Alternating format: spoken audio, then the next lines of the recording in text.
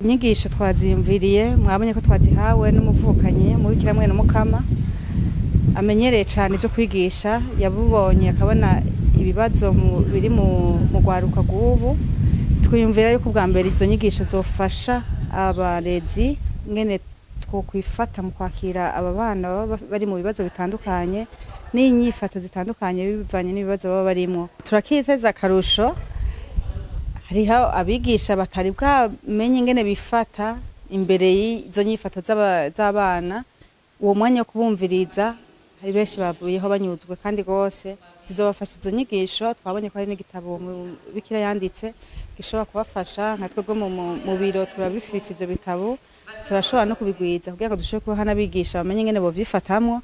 Mwabonye nkuko mubivuze hariho urwaruka ruje mu nyigisho nabo burya muri benshi twahereye ku myaka 12 kuduga gushaka ku myaka 15 nanone nibo tunafise mu gice ca kane c'ishuri shingiro.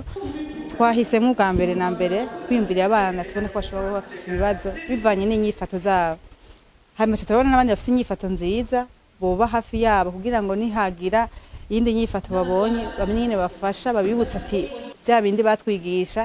Burya rero tugaruke duhinduke kugira ngo tusubire mu nzira nziza. Kandi n'abana mwabonye ko baje banezera, harimo n'abatari bazi n'ikibazanye, mugabo icifuzo nyamukuru nuko nabo bobona ko ubuzima babamo bubaho kandi harimo abantu babakunda bashobora kugira umwitwarariko wabo. Hanyuma twakengurukira y'abafasoni baherekeje mu bikira badushingiye intahe batubwira amakaba amaze kubona atari make nkuko najewe nababwiye amwe nababwiye amwe mu yandi. Abo twabashimiye cyane ko bageze uwo mwitwarariko bakaza bagasangana natwe kino kiganiro kandi badufashije byinshi. Nashimye kubishikiriza abigisha ndetse sabigisha gusa ni n'abavyeyi, abigisha hamwe n'abavyeyi kubera abo bana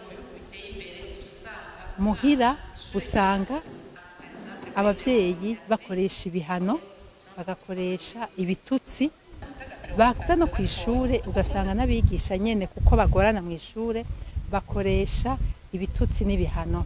Haragera igihe rero abo bana babura ikibanza barimo, haba muhira nta kibanza bafise ntibabategera, haba kwishure nta kibanza bafise, bagaca bahereza mu ibarabara igihe tutaravye neza. Rero iyi nyigisho ni sensibilisation kugira ngo tumenye yuko umwana iyo ariko aragira ivyo bintu bidatumwa n'indero yabuze, mugabo ari ako kantu afise. Mugabo kandi ntibiva gusa mu bwonko, hari igihe hariho n'amafacteur yandi favorisant. Iyo umwana yavutse atageze, umwana yararonse amatraumatisme akiri mu nda, cankwe akaba muri famille iri en conflit, ivyo bintu biramuhungabanya kaje usanga afise iyo nyifato mugabo atari yo trouble. Abigisha rero twabahamagare yuko borondera gutegera ubwo rwaruka hanyuma bakihangana, kuko umwuga wo kwigisha n'umwuga usaba kwihangana cyane, gutyo bakumviriza neza ubwo rwaruka. Umuntu ntafate gusa kuri iyo nyifato yabonye ngo ace ashiraho ingingo, ariko arabe iciyo nyifato yavuyeko. Muri izi nyigisho twungutse ko natwe tugiye gukurikiza ivyo tutari tuzi, kuko ivyo twari tuzi twahora dukora uko dushoboye, ariko umwigisha nubwo yigisha ntaza aramenya vyose, ariko ugiye urakurikirana inyigisho izi canke ziriya canke izindi urateba ukagira akunguko, ukongera ku vyo wari uzi, ukongera ku vyo wari usanzwe ubabwira. Ariko ubu tugiye kubabwira ibintu vyinshi dukuye muri izi nyigisho zitugiriye akamaro, kandi tukifuza yuko n'abo bana zizobagirira akamaro kurusha uko twahora tubibabwira.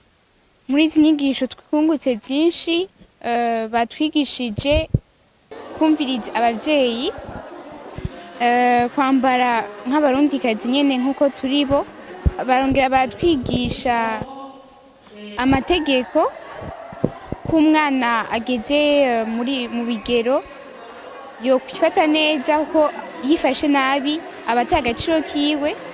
urundi rwaruka ndaruhamagariye kuja mu nyigisho z'Imana cangwe ukagenda mu zindi nyigisho mugabo zirimwo ivyigwa inyigisho zibereye umurundikazi ukazigendera ukubaha abavyeyi kuko nibo ufise uko utabubaha n'abandi ushobora kubaha.